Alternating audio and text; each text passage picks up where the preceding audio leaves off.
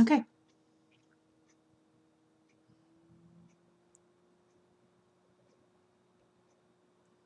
Let's multiply matrices. This is 4.3.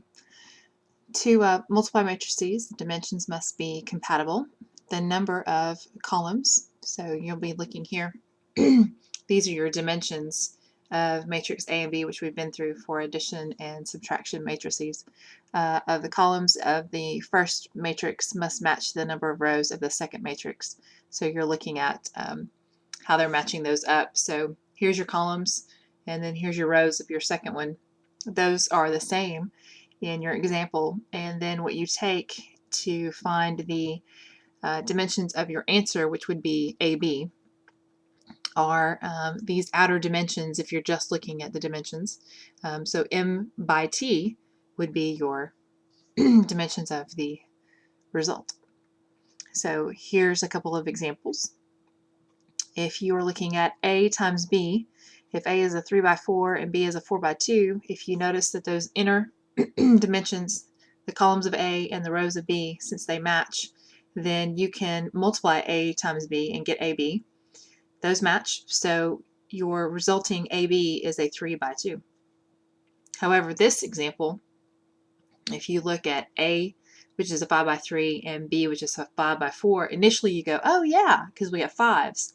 However, the columns of A and the rows of B, those do not match. You've got a 3 and a 5. So if you look here, so that is not possible. Now, actually doing the multiplication, once you check the dimensions, so looking here at X and Y, both of those are 2 by 2s, so you look at those inner dimensions, and they're 2s, they match. So what you get as a result, XY, should be a 2 by 2.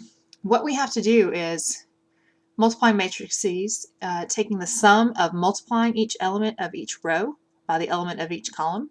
That sounds complicated, and let's get into it. So we need to look along the rows and look along the columns. So you need to understand row 1, row 2, column 1, column 2. Of course, we did that with adding and subtracting and identifying elements. So let's take a look. As you look at matrix X and matrix Y, we need to do row by column. So look at those red arrows. What you get for your first element in your outcome is we do 6 times negative 5, added together with the negative 3 by the times the 3. Our next element is going to come from 6 times the negative 4. So we're still using the first row. Now we have moved on to the second column. So we're still doing row by column. And then we're going to add that with negative 3 times the 3. So we're done with the first row. We go on to the second row.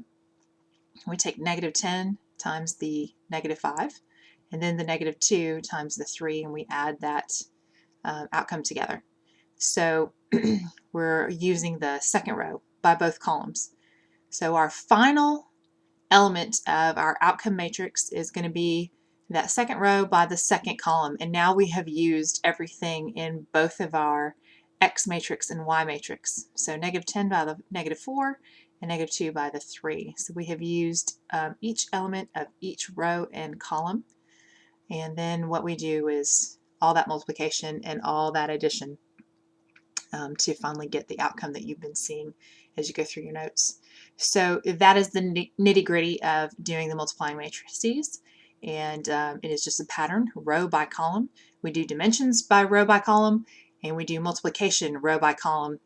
The first element of the row by the first element of the column, and then the second element of the row by the second element of the column, and we go row by column, and that is how you get it done. Be ready tomorrow.